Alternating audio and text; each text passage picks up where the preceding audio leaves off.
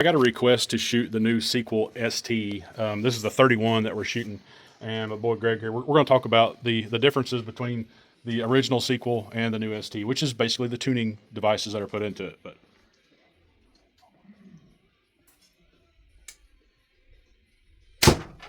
beautiful pair. Okay.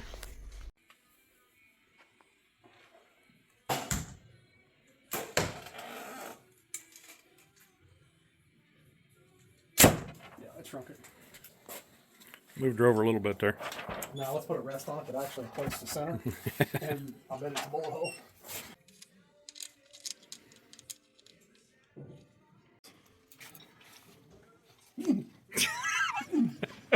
All right, so we're down here at Gun World in Corden, Indiana, and we've got the new Darton Sequel 31 ST. Now the ST2, this version has a slightly different cam as well as tuning in the limb pockets to go ahead and give you the ability to paper tune your bow at home without a press. I grabbed the 31 because I'm a short axle to axle guy. There's a 33 and a 35, right, Greg? Mm-hmm. Okay. I like the feel of the bow just immediately. I've shot it a couple times, and we've already played with this, and we've got it quite a bit out of whack. I'm going to go ahead and shoot the bow, and then we'll see if we can get it to tune. We're at 29 inches and 70 pounds.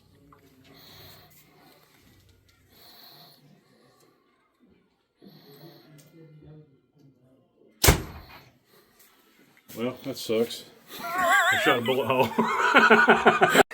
All right, so this is actually kind of comical. So we were trying to get it as worse as we could, right? And we had inch and a half tear or whatever. And then he's 27 inch, is that 27 and a half inch draw? And this is the best he could do. He's like, I'm so stretched out on it, I can't really shoot it. I'm like, okay, well, new shooter, right? Well, I step up and that's what I did the first shot. So, well, I mean, the concept's there, right? But we didn't really show it very well. So, like, let's say we step up there and I've got this half-inch tear over here. In that scenario, what would we do? So this screw is going to be in here, and this is where you're actually changing the tension on this limb specifically. It can change your draw weight ever so slightly, but in that case, basically, we would just start at the top, and we would go one turn into it. And we'd shoot it again, and then we would go to the bottom. Same thing. These are both bottomed out at 2 turns, which is what this will do, and that's where this bow tuned at, which has been a common theme with these. Yeah.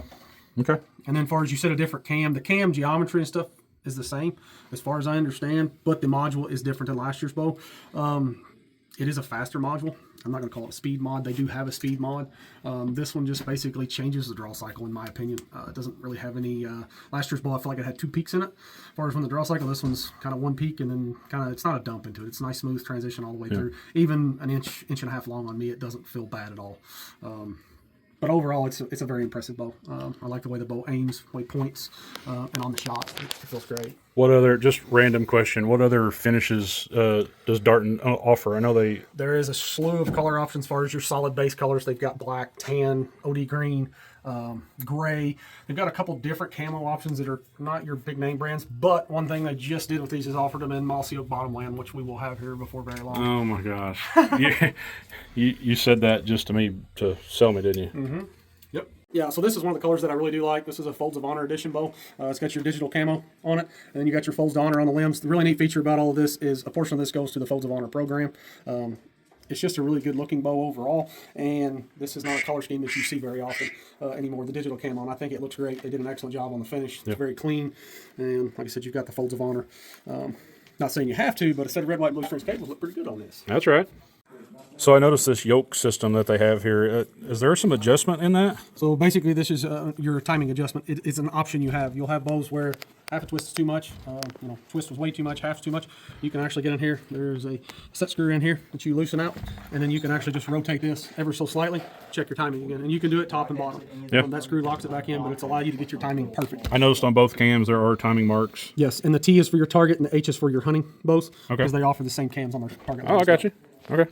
So let's wrap this up a little bit. Honestly, I've been sleeping on Darton. I did. Last year I shot the Consequence a couple of times. Went to the ATA and shot there and talked to the rep a little bit, and I was very impressed with the Consequence, right? And, for someone not wanting to spend this kind of money, that Consequence is still a phenomenal bow. However, it doesn't have the tuning system that this does. Now, the Sequel ST2 all of them, 31, 33, and 35, they have a lot of features. And the bows, they feel good. Okay, I am a fan. Now, if you've been following me for a while, when we talked about the lift, we talked about the Alpha X2 and everything. I am not a fan of the target style draw cycles that are being put into a lot of the new bows. Now, the Hoyt's not too bad, okay, but the Matthews I don't care for, and it's just me. Now, if Matthews come out with a comfort cam, okay, something that has a more noticeable valley, right? Than something that I could let down, right? I'm a hunter first and foremost, right? I occasionally target shoot, I occasionally shoot spots, I occasionally do a lot of things, but at heart, I'm a hunter. And I know that I can only hold a bow for so long, and occasionally I'm going to have to let down. And if I can do that with a bow that I just picked up off the shelf, come to full draw, and easily let down, I can do it with this one. And anyway, I'm a fan of this draw cycle. I'm a fan of the timing marks. I'm a fan of the different aspects of the bow that empower the home user, okay? The one that's a lot like me, that has a lot of knowledge and a lot of awareness, but maybe not a lot of tools at home, okay? Maybe not, you don't have a bow press, but you're very aware of your equipment. And this Darton's going to come to play for a lot of people. Bow weights feel good. As far as tuning after the shot, other things that people talk about, it's never been that important to me. There's a little vibration there, but I'm shooting a bare bow with nothing on it, right? And so by the time you add a little weight, your stabilizer weight and all that, it'll go away if you want it to. And if you don't want it to, you actually like a little bit of vibration, you can keep it in there.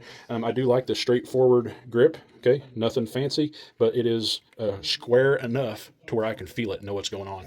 I also like the ridge in the front here. It allows me, when I close my grip, I put them 2 fingers right there in that little nodule, and I like that. I like the way it feels.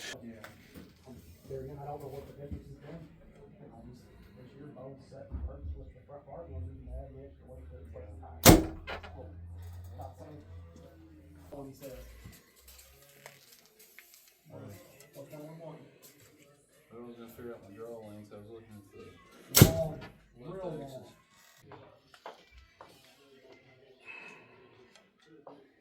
Vicious fishing line, yeah, because it spent your money. Send you American. If you guys get the opportunity, go out and check out a Darton at your local dealer.